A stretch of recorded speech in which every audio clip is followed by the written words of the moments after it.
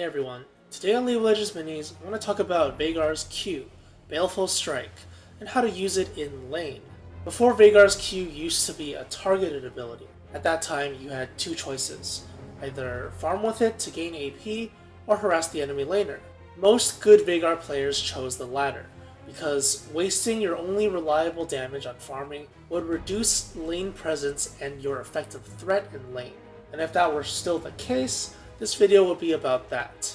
But instead, now that it's a skill shot and hits up to 2 enemies, there are more creative ways to use this ability. In most cases, you can both farm and harass with it, if you angle it correctly. So, breaking down the ways to use this ability in lane. You can strictly farm with it, last hitting up to 2 minions with it and gaining AP from both of them. This is what you should be doing when your lane opponent is safely tucked away behind the minion line outside of your range. Just make sure that their cooldowns aren't up so they can't counterattack you, knowing that your ability is on cooldown. The second way is the most optimal way to use it.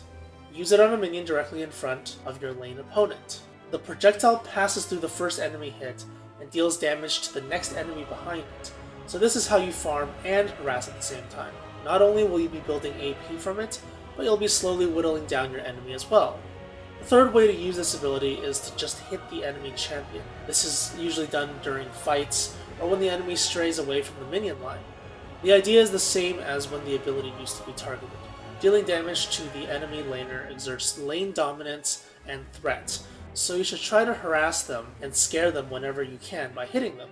Obviously you do miss out on getting AP from last hits when you do this, but you're showing the enemy who's in charge, and that's worth more than just getting 1 or 2 AP.